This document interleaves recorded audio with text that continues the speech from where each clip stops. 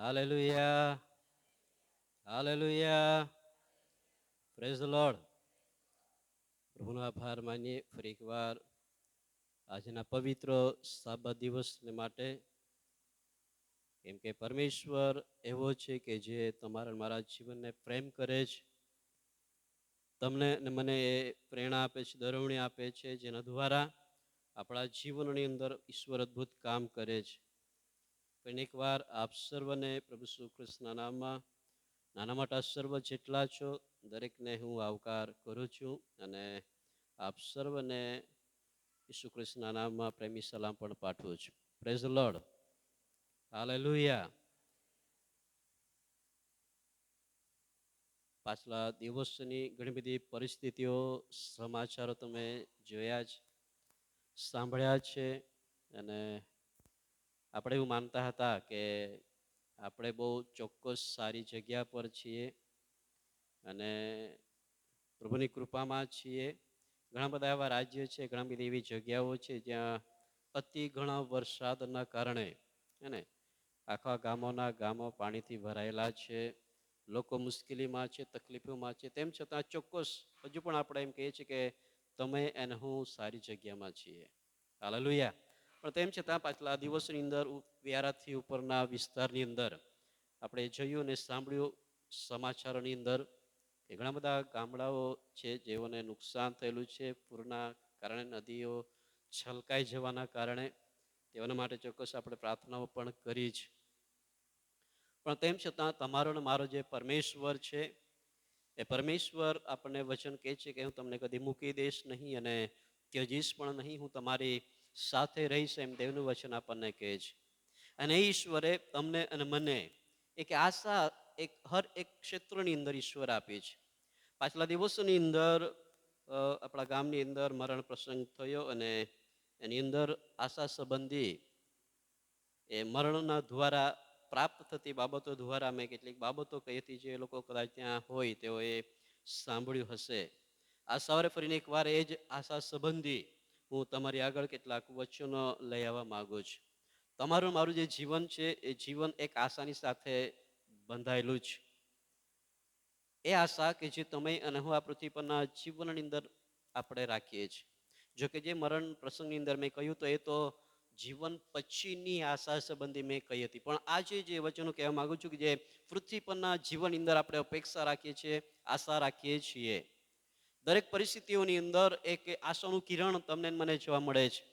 દરેક પરિસ્થિતિઓની અંદર એક વિશ્વાસ આપણને મળે છે કે નહીં, મારા માટે આમ થશે, કેમ કે દેવ મારી સાથે છે. પ્રભુએ મને વચન કહ્યું છે. પાછલા કોરોનાના સમયની અંદર એક પરિવાર સંબંધી મેં એવું સાંભળ્યું એ કોરોનાના સમયની અંદર પરિવારની અંદર પતિ પત્ની હતા અને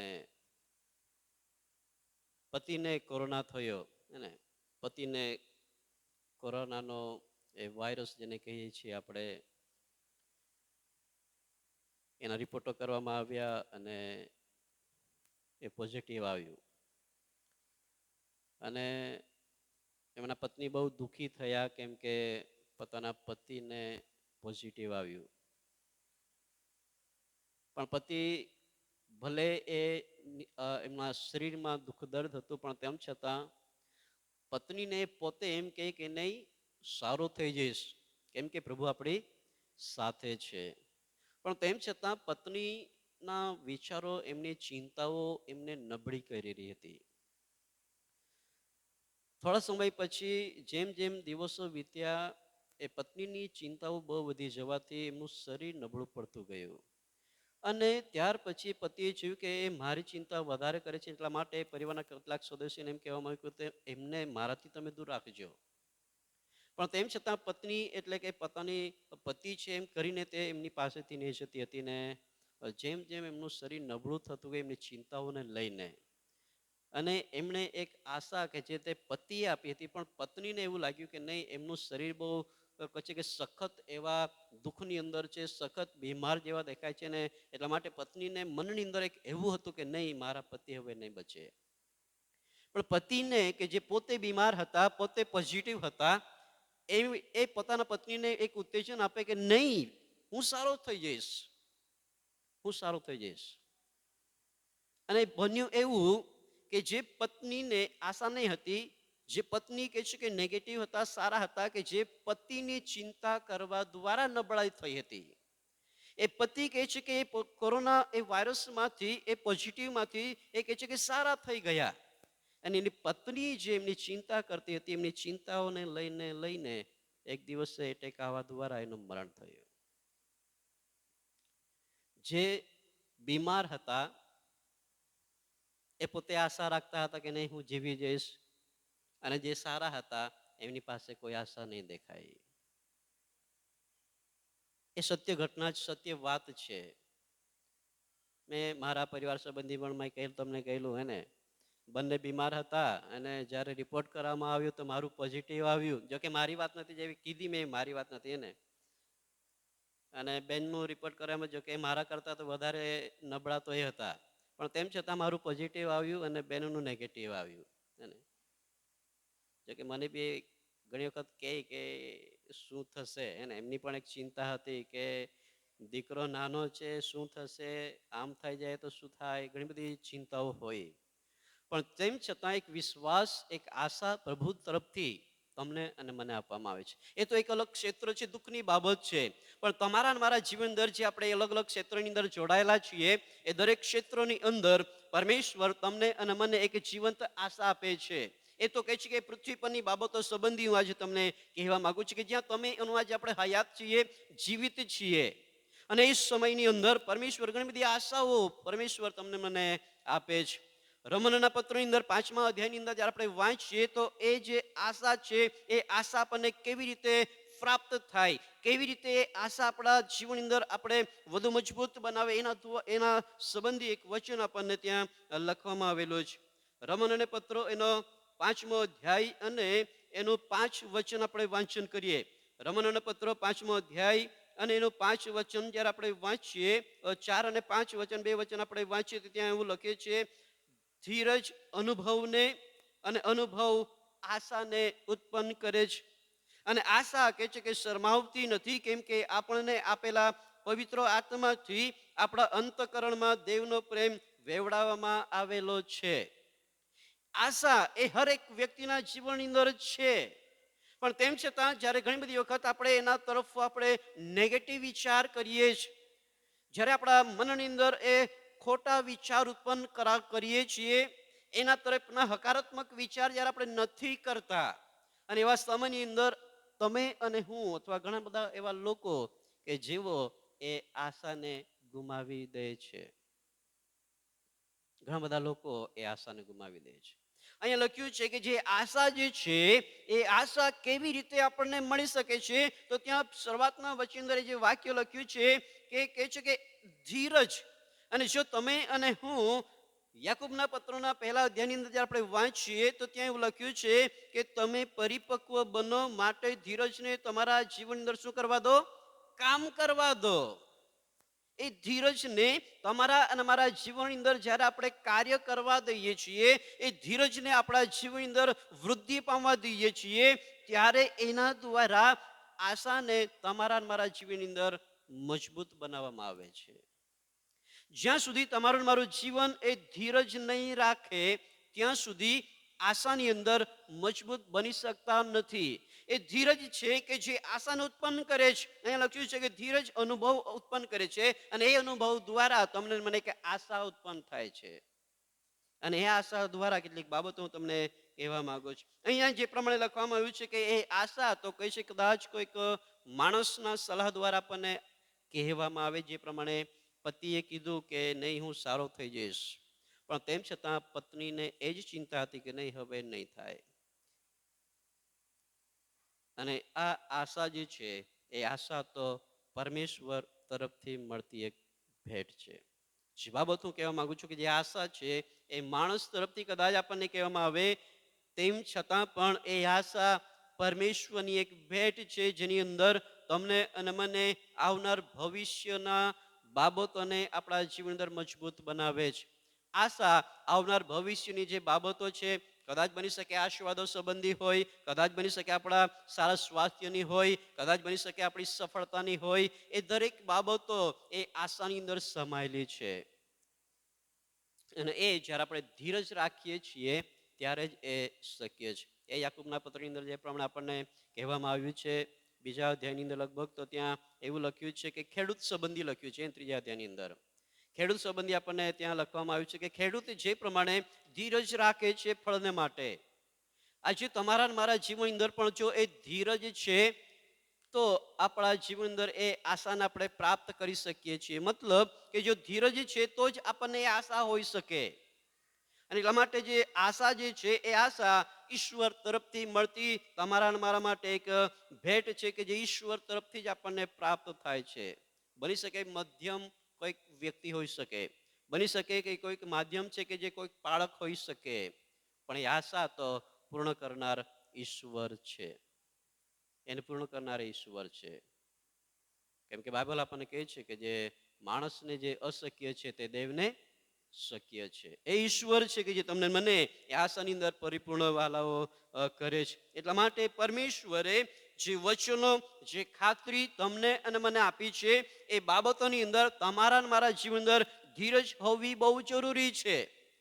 જો તમે અને હું કદાચ કોઈક એવા મુશ્કેલીની અંદર સપડાયેલા હોઈએ, આપણે એવા દુઃખમાંથી પસાર થતા હોઈએ, કદાચ એવી નિષ્ફળતામાંથી આપણે પસાર થતા હોઈએ, તો એની અંદર પણ તમને અને મને ધીરજ હોવી જોઈએ. એ જો ધીરજ ના હોય તો આપણે આગળ વધી શકતા નથી, કેમ કે આશા ખૂટી જાય. આશા આપણી પાસે રહેતી નથી જો ધીરજ ના હોય તો. ઘણા બધા લોકોએ કદાચ અનુભવ કર્યો હોય, જે ક્ષેત્રની અંદર તમે આ વધવા માંગતા હોય અને તમને એ જે ધીરજ જ્યારે તમારી ખૂટી જાય, અને જો ધીરજ ખૂટી જાય તો એનો મતલબ એમ થાય કે આશા પણ આપણે છોડી દઈએ છીએ. ઘણા બધા લોકોએ અભ્યાસની અંદર અભ્યાસ કર્યો છે, અનુભવ કર્યો છે, ખેતીવાડીની અંદર અનુભવ કર્યો છે. જ્યારે ધીરજ ખૂટી જાય હે ને, એક સમય થોડો સમય, કદાચ બની શકે અઠવાડિયાનો સમય, મહિનાનો સમય, અને જ્યારે ધીરજ ખૂટી જાય ત્યારે જે આશા આપણે રાખતા હોય એને આપણે પ્રાપ્ત કરી શકતા નથી. એટલા માટે અહીં છે પ્રમાણે લખવામાં આવ્યું છે કે આ જે ધીરજ કે જે અનુભવ કે છે કે આશાનું ઉત્પન્ન કરે છે, પેલી બાબત જે કહેવા માંગુ છું કે એ આશા એ ઈશ્વર તરફથી મળતી એક ભેટ છે. હવે આશા જે છે એ આશાની અંદર સંઘર્ષ સમાયેલો છે. એ યાદ રાખજો, આશા જો આપણે રાખીએ છીએ તો આશાની અંદર સંઘર્ષ સમાયેલો છે. જ્યાં સુધી તમે અને હું જે ધીરજ રાખીએ છીએ, જેના દ્વારા આપણે અનુભવ કરીએ છીએ, અને એ અનુભવની અંદર જે સંઘર્ષ, જે આપણે એ આશાને પ્રાપ્ત કરવાના માટે જો સંઘર્ષ નહીં કરીએ તો પણ કહે છે કે આશાને આપણે પ્રાપ્ત કરી શકતા નથી. ખેડૂત સંબંધી મેં તમને કીધું કે એ વ્યક્તિ કે જે વાવણી કરે છે, એને વાવણી કર્યા પછી કહે છે કે ફળ આવે ત્યાં સુધી ઘરે બેસી રહેતો નથી. અને તમે એવું આપણે બધા જ ખેડૂતો છીએ, અને બધાને જ ખબર છે કે જ્યારે આપણે વાવણી કરી આવ્યા પછી આપણે શું કરીએ છીએ. વાવણી કરી આવ્યા પછી આપણે ખેતર જવાનું બંધ કરી દેતા નથી હે ને, એમને પાણી કે ખાતર આપવાના આપણે ચૂકી જતા નથી, એની નિંદામણ કરવાનું ચૂકી જતા નથી. સંઘર્ષ, જે ધીરજ જે છે એ ધીરજની અંદર અનુભવ ક્યારે થાય કે જ્યારે એમાં એ સંઘર્ષ કરતા આપણે આગળ વધતા રહીએ. જે આશા આપણને ઈશ્વર આપી છે, કદાચ આપણને મનની અંદર એક આશાનું કિરણ છે કે નહીં, જે પરિસ્થિતિની અંદર હું છું એ પરિસ્થિતિમાંથી હું ચોક્કસ હું બહાર નીકળી શકીશ. મતલબ કે કદાચ જો બીમાર હોય તો સાજાપણાની આશા હોય. જો બાળકો જે અભ્યાસ કરે છે, જો કદાચ તેમને એવું લાગતું હોય કે મારા માટે કેટલાક વિષયો છે એ વિષયો બહુ અઘરા છે, પણ તેમ છતાં ધીરજની સાથે જો તેઓ સંઘર્ષ કરે છે, મહેનત કરે છે, તો જે આશા તેમને હોય કે નહીં મને મારે સફળ થવું છે, તો એની અંદર તેઓ એ સંઘર્ષના દ્વારા તેઓ સફળ થઈ શકે છે. એટલા માટે પહેલી બાબત જે કહેવા માંગુ છું કે આશા જે છે ઈશ્વરની ભેટ છે, અને સાચી આશા જે છે એ તો ફક્ત અને ફક્ત ઈશ્વર તરફથી જ તમને અને મને મળે છે. જૂના કરારની અંદર ઇબ્રાહિમ સંબંધી જ્યારે આપણે વાંચીએ તો 12મા અધ્યાયની અંદર, એના ઉત્પત્તિના પુસ્તકની અંદર એના 12મા અધ્યાયની અંદર ઇબ્રાહિમના તેડા સંબંધી આપણને જોવા મળે છે. પણ એ તેડાની અંદર જો આપણે બહુ ધ્યાનથી વાંચન કરીએ તો એના ભવિષ્યના માટેના કેટલીક આશાઓ સમાયેલી છે. ઉત્પત્તિનું પુસ્તકનો 12મો અધ્યાય અને 1થી જો આપણે આગળ વાંચીએ તો ત્યાં ભવિષ્ય માટેના એમના માટે રાખેલા આશીર્વાદો સંબંધી કે જે ઈશ્વર તેમને વચન આપે છે એ બાબતો ત્યાં આપણને જોવા મળે છે. અને ત્યાં આપણે જ્યારે જોઈએ તો ત્યાં એવું લખ્યું છે 12મા અધ્યાયની અંદર કે ઇબ્રાહિમને યહોવાએ કહ્યું કે તું તારો દેશ અને તારા સગા અને તારા બાપનું ઘર મૂકીને જે દેશ હું તને દેખાડું તેમાં જા, અને હું તારાથી એક મોટી કમ ઉત્પન્ન કરીશ ને તને આશીર્વાદ દઈશ ને તારું નામ મોટું કરીશ અને તું આશીર્વાદ રૂપ થશે. જેવો તને આશીર્વાદ દે તેઓને હું આશીર્વાદ દઈશ ને જેવો તને શ્રાપ દે તેઓને હું શ્રાપ દઈશ, અને તારામાં પૃથ્વીના સર્વ કુટુંબ આશીર્વાદ પામશે. આ જે બાબતો જો તમે હજુ પણ આગળ વાંચન કરીએ તો એની અંદર ભવિષ્યના માટે, જ્યારે આ તો એક શરૂઆતની બાબત છે કે જે પરમેશ્વરે ઇબ્રાહિમને કહ્યું કે હું જ્યાં કંઈ કહું ત્યાં તારે જવાનું જ, એ તેડું છે. ઇબ્રાહિમને એમને બોલાવેલા છે, પણ એની અંદર ભવિષ્ય માટેની, એમના પોતાના માટેની, એમની પાછળ રહેલા એમના પરિવાર અને એમની પાછળ ઉત્પન્ન થનાર પેઢીના માટેના જે આશીર્વાદો છે એ દરેક બાબતોની એક આશા ત્યાં તેમને આપવામાં આવેલી છે. આગળ જતા આપણે જ્યારે જોઈએ તો પરમેશ્વર ઇબ્રાહિમને સારાને એમ કહે છે કે તારા પેટથી એક પુત્ર થશે, બીજાથી નહીં, એ હાગાર નહીં, પણ કહે છે કે તારો પોતાનો દીકરો થશે. પણ તેમ છતાં એ સારાને વિશ્વાસ નહીં હતો. પણ તેમ છતાં ઇબ્રાહિમ કે જે એમની વાતો સાંભળીને ચોક્કસ મનની અંદર રાખીને એમના પર વિશ્વાસ કરતો હતો. અને જ્યારે આપણે જોઈ શકીએ છીએ ઉત્પત્તિના 21મા અધ્યાયની અંદર કે એ ઇબ્રાહિમ અને સારાને દીકરો થાય છે. કહેવાનો મતલબ છે કે જે આશા જે છે એ આશા પરમેશ્વરની એક ભેટ છે કે જે તમને અને મને હરેક એવી પરિસ્થિતિની અંદર આપણને કહે છે કે એ વચનો દ્વારા, એ પ્રાર્થનાઓ દ્વારા આપણને હિંમત આપે છે. જે આપણને હજુ પ્રાપ્ત થયેલું નથી એ પ્રાપ્ત કરવાની એક આશા પરમેશ્વર તમને અને મને આપે છે. અહીંયા ઘણા બધા એવા પરિવારો છે જેઓના બાળકો નથી, અને ચોક્કસ આપણે તેઓના માટે પ્રાર્થના કરીએ છીએ. એ પરિવાર તેમના માટે, પોતાના માટે પ્રાર્થનાઓ કરે છે. પણ આ આશાની અંદર હું એક એ જ બાબત કહેવા માંગુ છું કે જો આ સારા ઇબ્રાહિમ કે જે 100 વર્ષના થયો તે સમયની અંદર એમને બાળક થયો. જે પરમેશ્વર અશક્યને શક્ય કરતો હોય તો તમારા અને મારા માટે પણ એ અશક્યને શક્ય કરી શકે છે. પણ એ ધીરજ, એ વિશ્વાસ, એ સંઘર્ષ અને એ પ્રાર્થના પ્રભુ તમારા મારા જીવન અંદર એ ચાહે છે કે આપણે સતત ચાલુ રાખીએ. એ આશાને કદી પણ આપણે ગુમાવી નહીં દઈએ, એ ધીરજને આપણે કદી પણ ખૂટી જવા નહીં દઈએ. એ તમારા મારા જીવન અંદર પરમેશ્વર ચાહે છે કે આપણે એ આશાને ચોક્કસ પ્રાપ્ત કરીશું. એ વિશ્વાસ તમારા મારા જીવન અંદર હોવો જોઈએ વાલાઓ.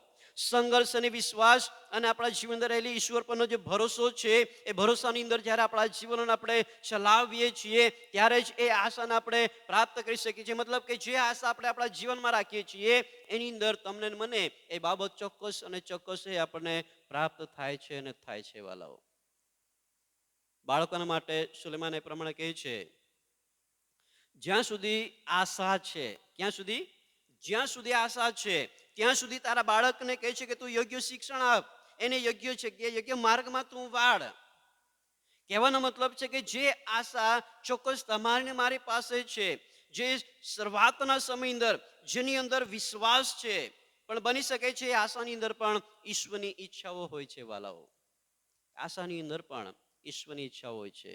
બની શકે છે કદાચ એની અંદર આપણે પ્રાર્થનામાં ના હોઈ શકીએ, બની શકે છે આપણો વિશ્વાસ કમજોર હોય, બની શકે છે ઈશ્વરના સંબંધોની અંદર આપણે નબળા પડીએ.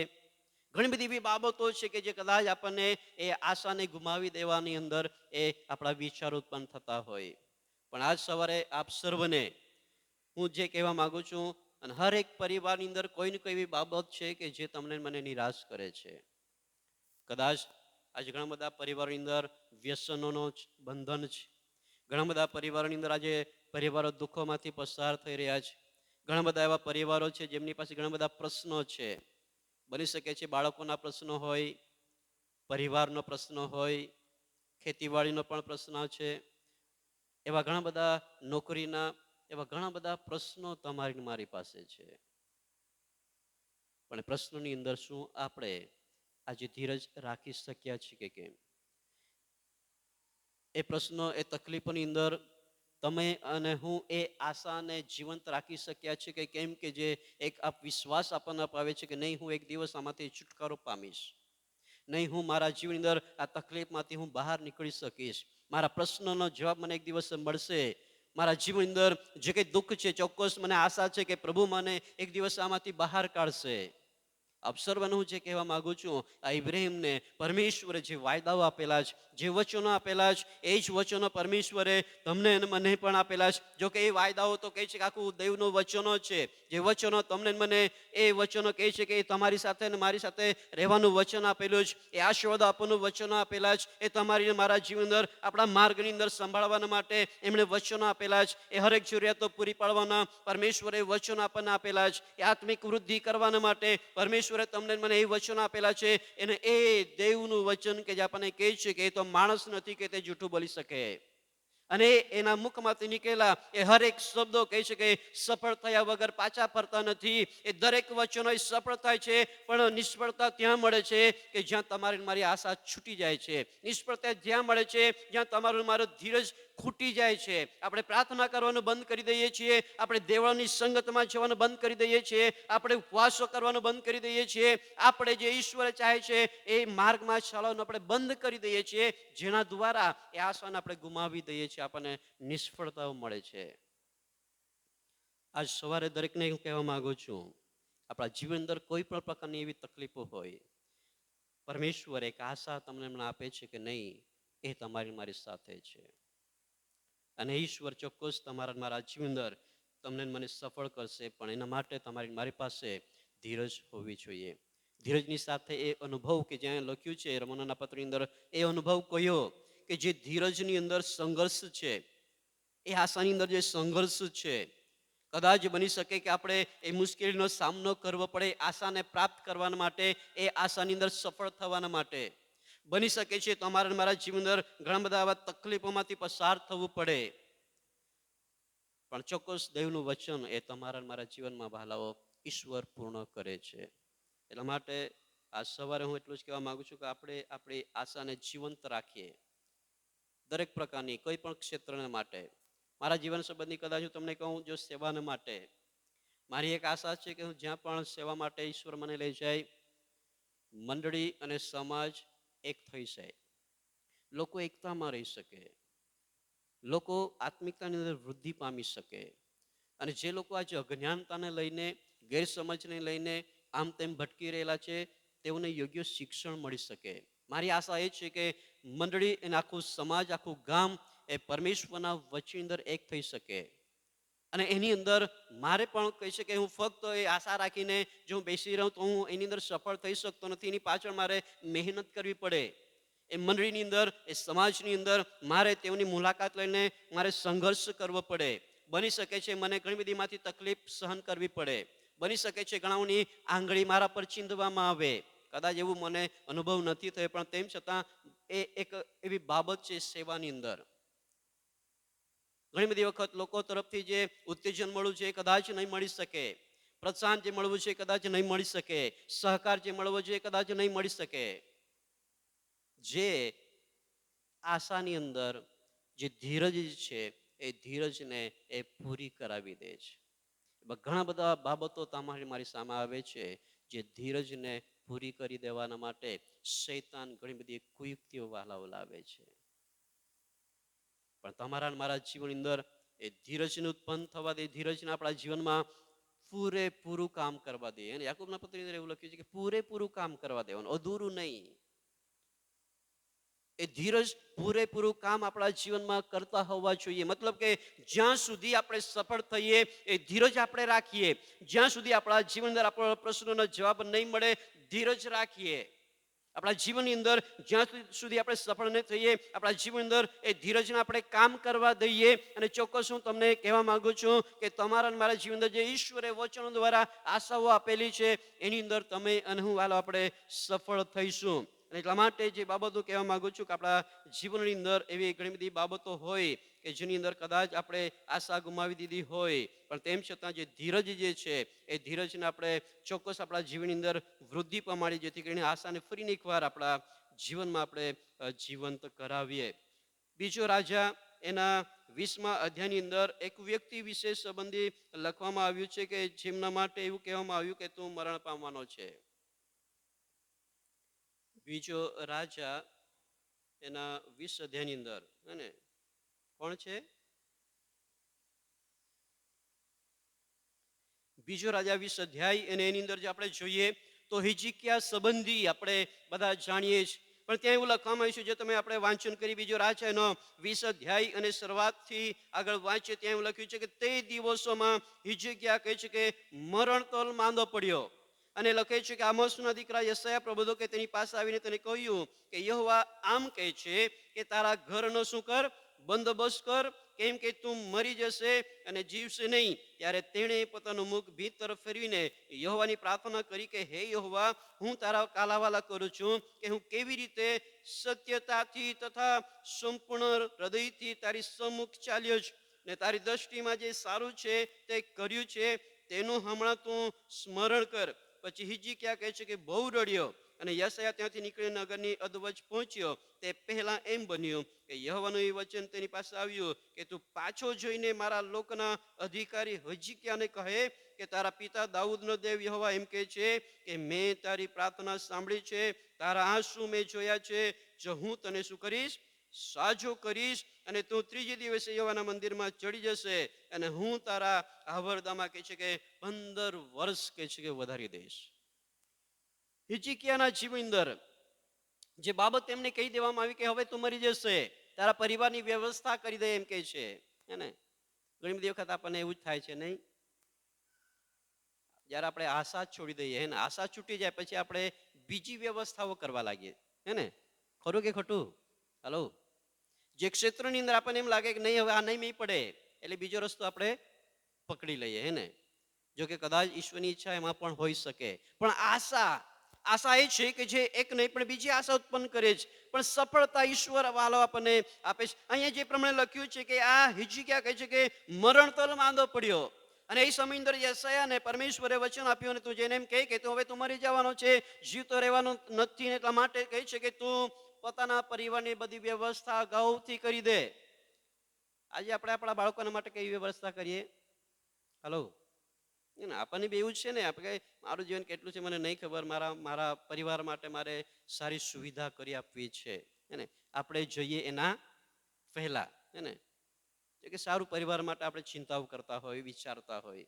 પણ અહીંયા જે પ્રમાણે હું જે તમને કહેવા માંગુ છું કે જે આશા એમની પાસે ભલે ના હતી, એમને જ્યારે કહી દેવામાં આવ્યું, પણ પછી જ્યારે એ પોતાના જીવન ઈશ્વરની આગળ લાવે છે, પ્રાર્થના કરે છે અને એમની જે સેવાઓ છે, એમનું ઈશ્વર પ્રત્યેનું જે કાર્ય છે, સેવા છે, જીવન જે છે, એ જીવનને પરમેશ્વરને તે જણાવે છે.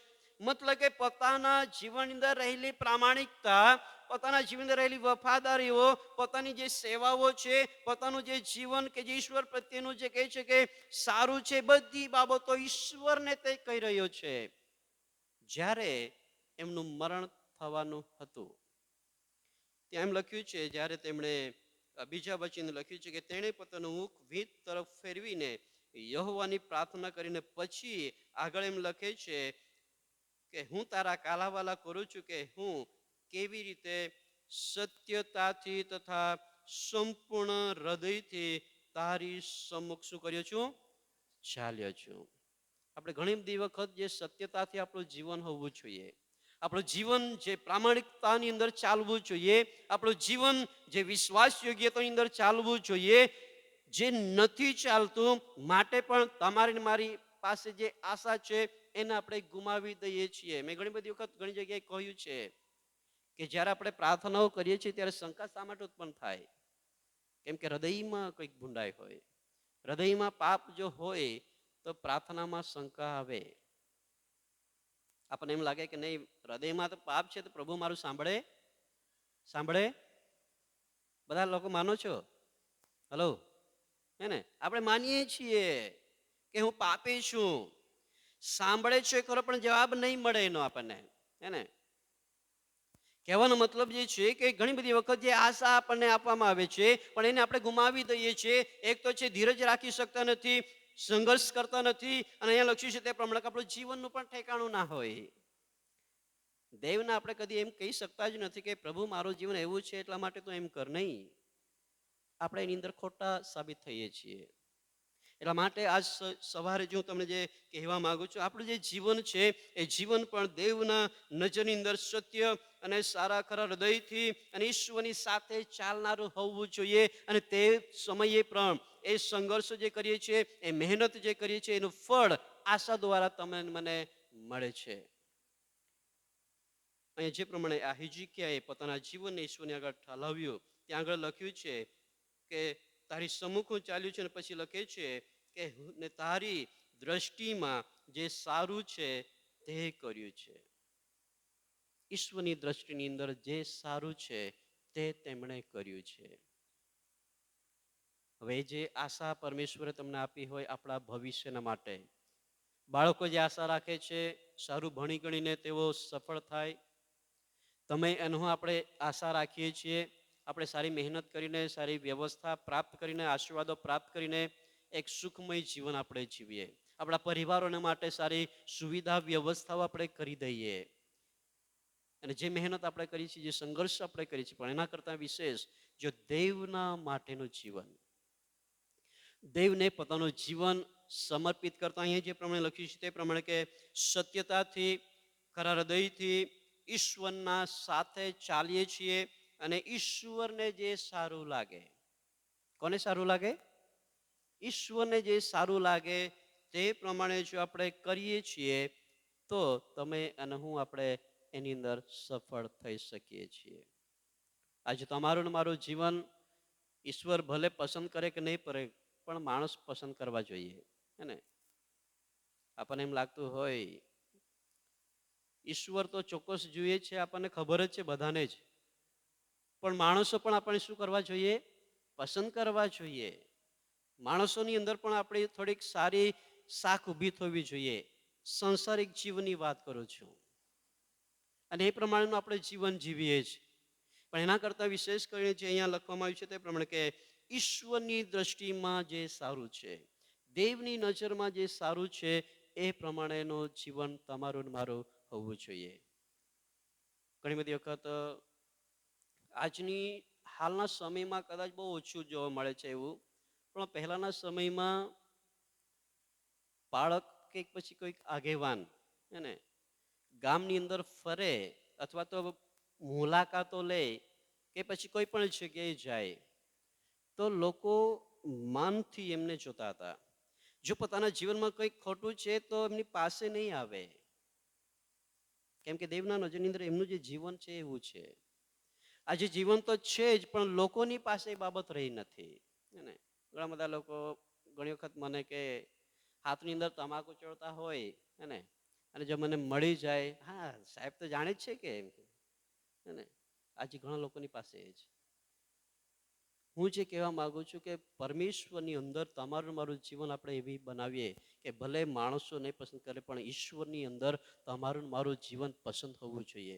લોકો ભલે તે ગમે તે આપણી ટીકા કરતા હોય, પણ દેવના નજરની અંદર તમારું ને મારું જે જીવન છે એ જીવનને આપણે એવું બનાવીએ કે જે તમારા ને મારા જીવન અંદર રહેલી આશાને તમે એનું આપણે પ્રાપ્ત કરી શકીએ, આપણે એની અંદર સફળ થઈ શકીએ. એ તમારા ને મારા માટે વહાલાઓ બહુ જરૂરી છે. અને એટલા માટે હું તો કહેવા માંગુ છું કે એ આશાને આપણા જીવન અંદર જીવંત રાખીએ. બીજી બાબત જે આગળ કહેવા માંગુ છું કે એ રોમનોના પત્રની અંદર એના 8મા અધ્યાયની અંદર આગળ વાંચીએ તો ત્યાં એવું લખવામાં આવેલું છે. રોમનોના પત્રો એનો 8મો અધ્યાય, અને એ 8મા અધ્યાયના 24 વચ્ચે અંદર જ્યારે આપણે વાંચીએ તો ત્યાં એવું લખવામાં આવે છે, રોમનોના પત્ર 8 અને 24ની અંદર, કેમ કે તે જ આશાએ આપણે શું પામીએ છીએ? તારણ પામીએ છીએ. પણ જે આશા દ્રશ્ય હોય તે આશા નથી, કેમ કે કોઈ માણસ પોતે જે દેખે છે તેની આશા કેમ રાખે? પણ આપણે જે જોતા નથી તેની આશા જ્યારે આપણે રાખીએ છીએ ત્યારે ધીરજથી તેની વાટ શું કરીએ છીએ? જોઈએ છીએ. ધીરજ આપણા જીવનમાં રાખીએ છીએ. દ્રશ્ય જે બાબતને જોઈએ છીએ, પણ અહીંયા જે રોમનના પત્રની અંદર એવું લખવામાં આવ્યું છે કે જે આશા દ્રશ્ય હોય તે આશા નથી, કેમ કે કોઈ માણસ પોતે જે દેખે છે તેની આશા કેમ રાખે? પણ ત્યાં લખ્યું છે કે પણ આપણે જે જોતા નથી તેની આશા જ્યારે આપણે રાખીએ છીએ ત્યારે ધીરજથી તેની આપણે વાટ જોઈએ છીએ. એ વિશ્વાસને જાહેર કરે છે વાલાઓ. એ વિશ્વાસ કે જે એ જ 12મા અધ્યાયની અંદર જો તમે વાંચો તો ત્યાં એ બાબતને આપણને જણાવવામાં આવે છે. સોરી, આપણે હિબ્રુના પત્રની અંદર 11મા અધ્યાયની અંદર વિશ્વાસ સંબંધી, આશા સંબંધી ત્યાં આપણને જોવા મળે છે કે અદ્રશ્ય વસ્તુઓની સાબિતી કે છે વિશ્વાસ, આશા જેને આપણે રાખીએ છીએ. અને અહીંયા જે પ્રમાણે લખ્યું છે તે પ્રમાણે કે જેને આપણે વિચાર્યું ના હોય પણ એક મનની અંદર એક આશા છે, જેને આપણે હજુ સુધી પામી શક્યા નથી. અને અહીં જે વચન લખવામાં આવ્યું છે આ તો કહે છે કે સ્વર્ગના માટે પણ, અનંત જીવનના માટે પણ કહેવામાં આવેલું છે. પણ આજે હું તમને જે કહેવા માંગુ છું કે આ સંસારના જીવનમાં રહેલા આશીર્વાદો, સંસારની અંદર રહેલી સફળતાઓના માટે, સંસારની અંદર રહેલા આપણા જીવનો કે જે પ્રભુની અંદર છે એ બાબતોના માટે હું તમને આજે કહી રહેલો છું. એટલા માટે તમારા મારા જીવન અંદર જે આશા છે એ આશાને જીવંત રાખીએ. અને અહીંયા વચન જે આપણને કહે છે કે આશા જે છે એ કદી પણ ખૂટતી નથી. આશા કદી પણ ખૂટતી નથી.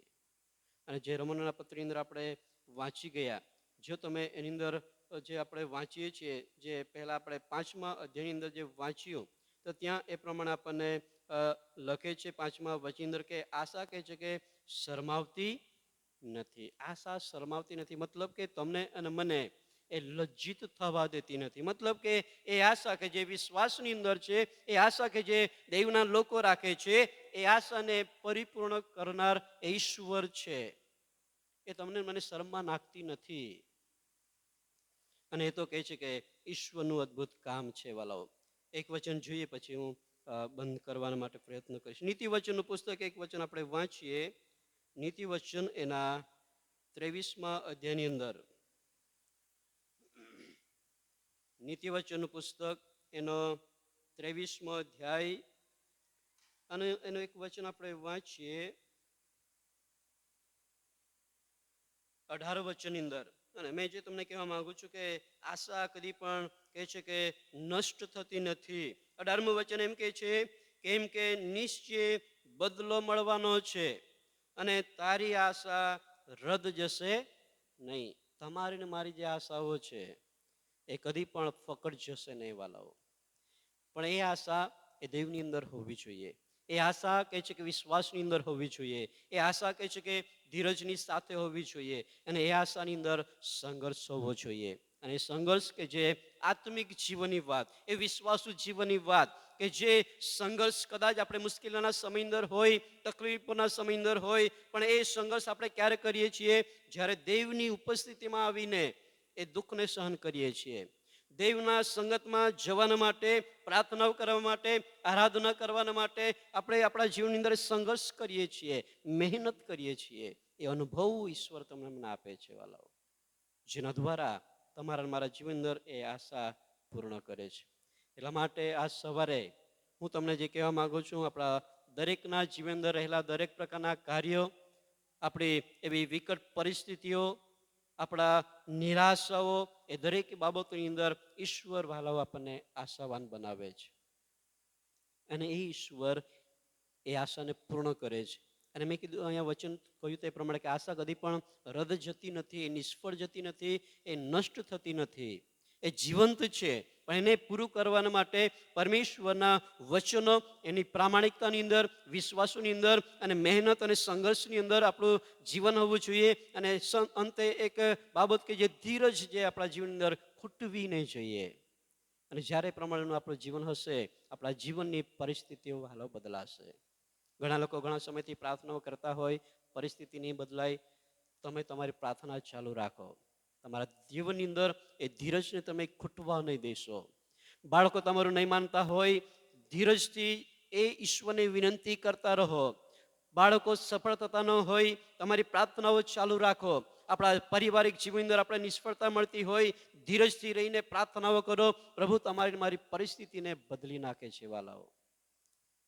કોઈ પણ બાબતની અંદર તમે સપડાયેલા હો, ઈશ્વરની અંદર ધીરજ રાખીને, એ સંઘર્ષ કરીને, એ વિશ્વાસ કરીને પ્રાર્થનામાં લાગુ રહીએ, પ્રભુની અંદર વિશ્વાસુ રહીએ, અને પ્રભુ તમારી આશાને પૂર્ણ કરશે. આ વચનો દ્વારા પ્રભુ આપણને આશીષ આપે. પ્રાર્થનામાં જઈએ.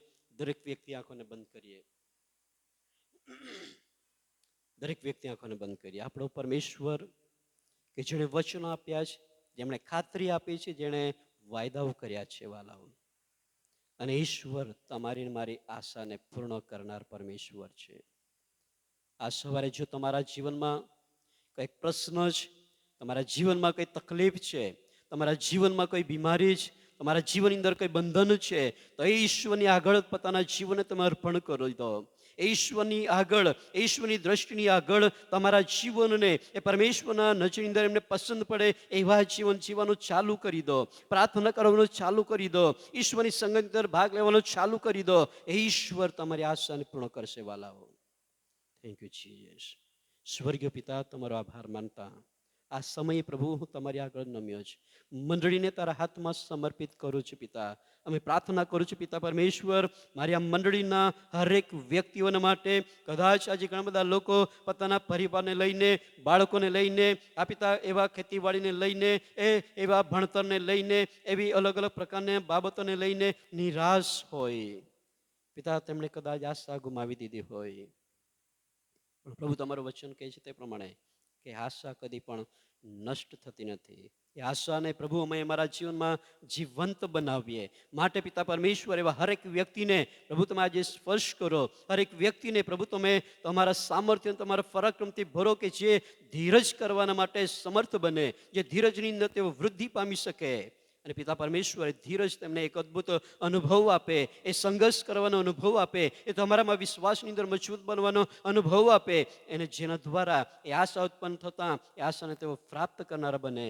એના માટે પ્રભુ મારી પ્રાર્થનાને વિનંતી છે. આ પિતા પરમેશ્વર મારી પ્રાર્થના છે. ઘણા બધા લોકો આજે હોસ્પિટલની અંદર છે, કદાચ એવોને કોઈ આશા ના હોય, પણ આજ સવારે પિતા અમે પ્રાર્થના કરીએ છીએ, ઓ મહાન ઈશ્વર પિતા, તમે તેમની સાથે વાત અને વ્યવહાર કરો. એક આશાનો જીવંત કિરણ તેમના જીવનમાં ઉત્પન્ન થાય અને પિતા પરમેશ્વર તેઓ સાજાપણાને પ્રાપ્ત કરે. ઘણા બધા લોકો એવા છે કે જેઓ નોકરીઓની અંદર નિષ્ફળ ગયા છે. ઘણા બધા લોકો એવા છે કે જેઓ એક્ઝામની અંદર નિષ્ફળ ગયા છે. કદાચ તેઓએ આશા ગુમાવી દીધી હોય. પિતા આ સમયે મેં પ્રાર્થના કરી છે, એવા દરેક બાળકોના જીવનની અંદર તમે એ વચનને તમે પૂર્ણ કરો. તમે તેમની સાથે વાતોની વ્યવહાર કરો અને પવિત્ર દેવ એક નવી આશા તેમના જીવનની અંદર તમે પૂરી પાડો.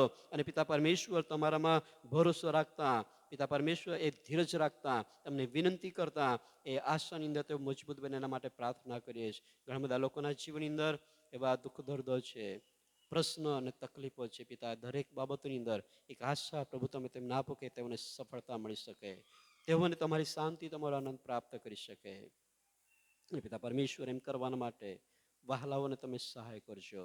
આ પિતા પરમેશ્વર વિશેષ મારી પ્રાર્થના છે આ સમયે નિરંજનાબેન સેવિકા કે જેઓ હોસ્પિટલની અંદર છે પિતા, તેમને પણ એક આશા તમે આપી છે છુટકારાની અને સાજાપણાની. પ્રભુ તમે એમને સ્પર્શ કરજો એવી પ્રાર્થના છે. નીલમબેનના મમ્મીને માટે પણ પ્રાર્થના છે. હાથમાં જે ફ્રેક્ચર છે, નબળાઈ છે, એમને પણ તમે સ્પર્શ કરો. પણ એકવાર વર્ષાબેનને યાદ કરીએ છીએ, એમને પણ સ્પર્શ કરો. હરેક એવા નાના મોટા તકલીફોમાં રહેલાઓને એ જીવંત આશાની અંદર તમે મજબૂત બનાવો. પિતા પરમેશ્વર હોય પછીના સમયમાં અમે સઘળા તમારા પવિત્ર અને બળવાન હાથમાં સોંપાય છે. પ્રભુ તમે દોરોને ચલાવો. પ્રાર્થના ઉદ્ધાર કરતા ઈસુ પ્રભુના પવિત્ર નામમાં માંગીએ છીએ. દરેક જણ બોલીએ આમેન. સારું. જીવન